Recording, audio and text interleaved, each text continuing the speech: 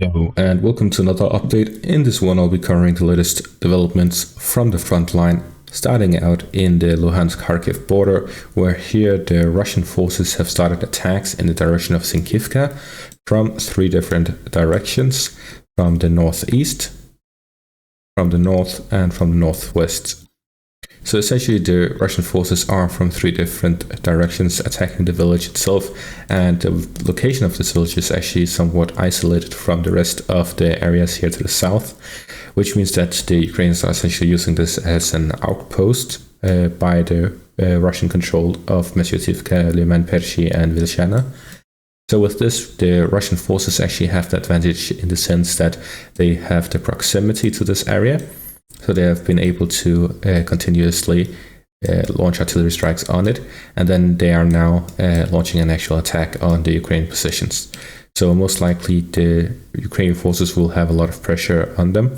So if the Russians are attacking with a large enough force, then they should be able to capture the village, especially since the Ukrainians would have to send reinforcements across these open fields, at which the Russian forces can essentially just launch artillery strikes on the reinforcements before they even arrive. And the Russian forces, of course, they will be able to be hit themselves. However, considering the large area compared to the area of the Ukrainian forces, that means until the offensive itself, the offensive operation, the Russian forces were spread around, which would mean that the Ukrainians would have a hard time attacking their positions in comparison to Ukrainian forces actually defending the village of Klischiivka. They would be concentrated, which would allow the Russian forces' artillery to be much more effective.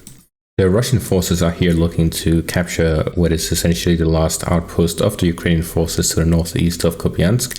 Then there is this selection of villages here. We have Klischiivka, Petropavlivka, Podoli, and the eastern part of Kupiansk. If the Russian forces manage to capture these areas, they could start attacking the village itself and essentially cut off the supplies coming in and out from the northern side. Then we have the area by Senkova and the area by Borova, and then finally we have the forest patches here to the south where the main supply lines go through. So essentially there are four main routes for supplies going through Kupiansk, Borova, Sipkova, and the southern parts through Oskil and Izium towards Liman. And the main supply is actually this one between Izium and Liman. There's also rail lines that go in between these two areas.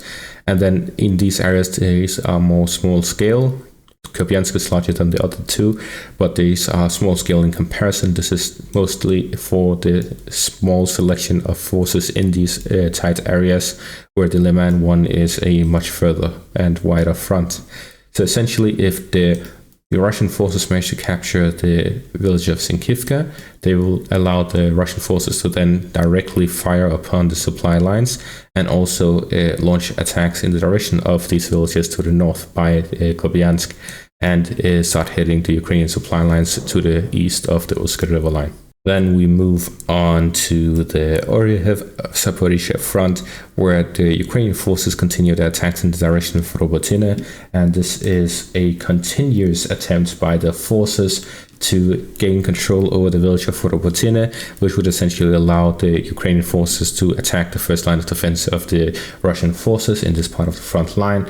And essentially this, what makes this specific attack special compared to the other 6 they've launched in the past 3 days, is that before this attack they launched a massive artillery preparation according to the sources, and they then essentially launched in a new type of operation where they sent some NATO vehicles including Leopard tanks and many militants, which are just the soldiers, to try and break through the positions.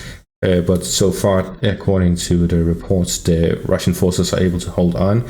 They have been pushed slightly back, but other than that, they are continuously fighting back and forth during these positions. The Russians are trying to regain some of the lost positions, while the Ukrainians are trying to break through the defensive line and actually take control over the village of Robotyne.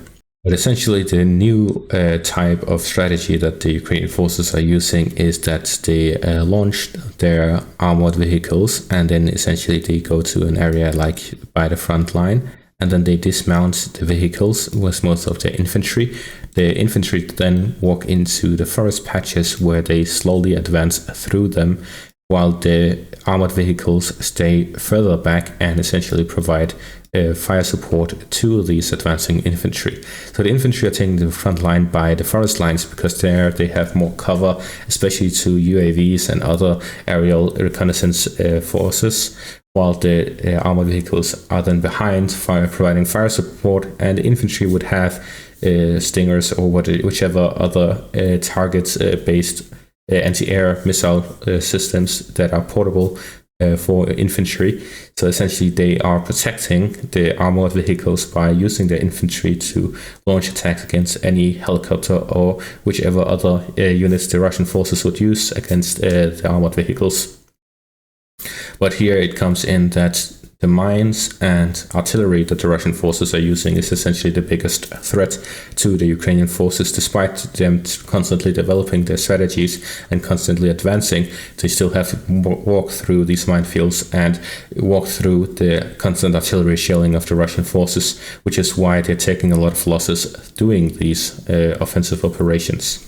Then we move on to the area by Klischiivka, where here to the south of Bakhmut, the Russian forces have launched yet another counterattack by the northern parts, the fortification and trench network here to the northwest of Klischiivka.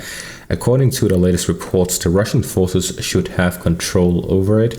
However, I'm waiting for additional sources to corroborate this report, especially if I can get some from Syriac Maps. However, he hasn't posted for the past couple of days, so we have to see when he starts posting again. But essentially, I'm waiting for either Syriac Maps or Deep State Map to update where the Russians have actually recaptured it.